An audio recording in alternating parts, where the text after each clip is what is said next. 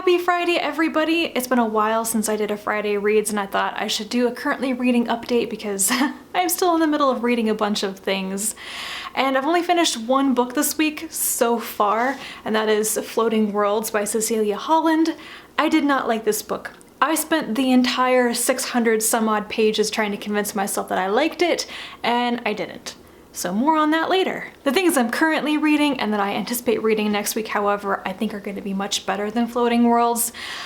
Today I will probably finish two books, however. The first one is Gene Mapper by Taio Fuji. I first heard about this book from Tara. She read it like a year or more ago. It is a Japanese hard science fiction novel. It was translated into English by Tim Hubbard, I think. And so far, I'm really enjoying it. I'm like 2/3 of the way through it, and it's a lot of technical info dumping. It's kind of light on plot, but I'm enjoying the heck out of it. It just really suits my mood right now. It's about probably a near future world where genetically modified crops are used everywhere, and our main character, who is a gene mapper, is involved in a project that's been contaminated by outside sources. They're trying to track down where these invasive genes in this crop came from, and I'm not sure there's anything more to the story than that. But its exploration of technology is really cool. There's a lot of augmented reality and virtual reality, plus all of the genetics, and you guys know I really like genetics.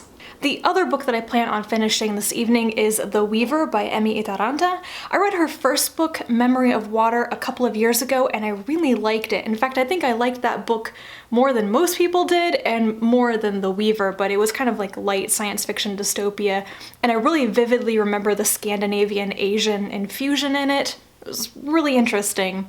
The Weaver is fantasy, however. It's definitely set in like a secondary world, and I don't know, I feel like it's quite well written and it has a very quiet, somber atmosphere, but not much seems to be going on. This story is about Eliana, who lives on this island. She is a weaver in the House of Webs, though I don't really know what weavers do yet.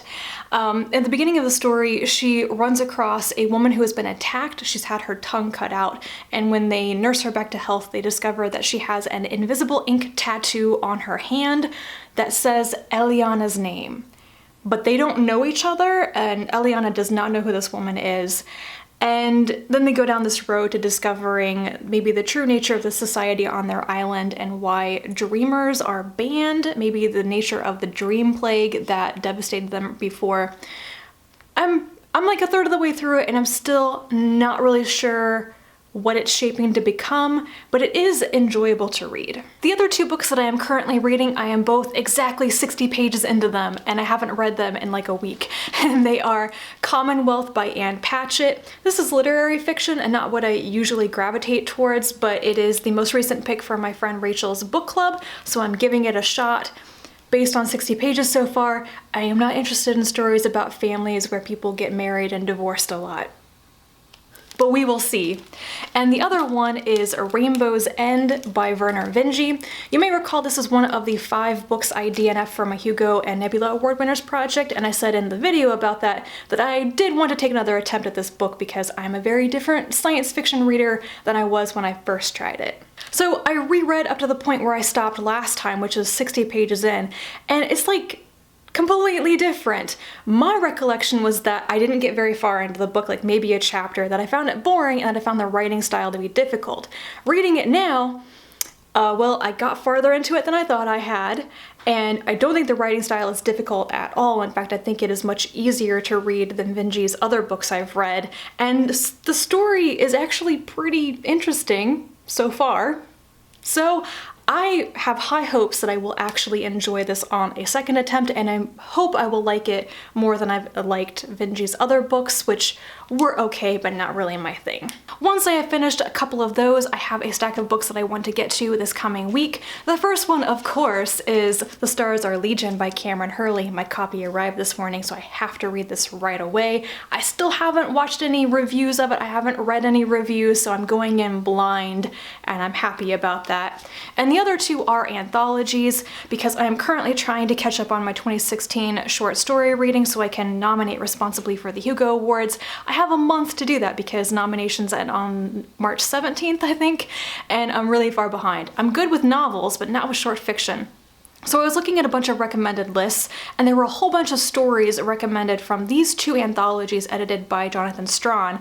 And since I wanted to read both of them anyway, they've been on my radar for a while, I broke down and I bought some used copies. So the first one is Drowned Worlds. This is about climate change science fiction, and it has a whole list of names in it that I'm really interested in. Paul Macaulay, Ken Liu, Kim Stanley Robinson, Nina Allen, Nalo Hopkinson, Lavi Tidar, Rachel Swirsky, Catherine and Valente. So I'm really looking forward to this. I mean, both a topic that I'm really interested in, an editor who I think is really good, and a whole slew of authors that I enjoy reading their short fiction.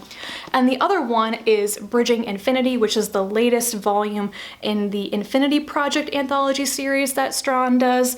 And I've also been really interested in reading these stories because I think that this is supposed to be kind of science fiction that brings back that sense of wonder and the scale of it, maybe more positive science fiction. This one has a bunch of authors that I'm also interested in, but not many that I've read too much by before. So in particular, there are stories by Alistair Reynolds, Pat Cadigan, Stephen Baxter, Tobias Buckle, and Karen Lord, who I haven't read anything by, but I've always meant to.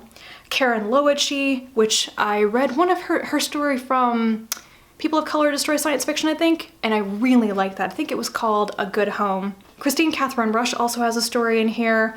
Pamela Sargent, who I've never read anything by, but I know her name.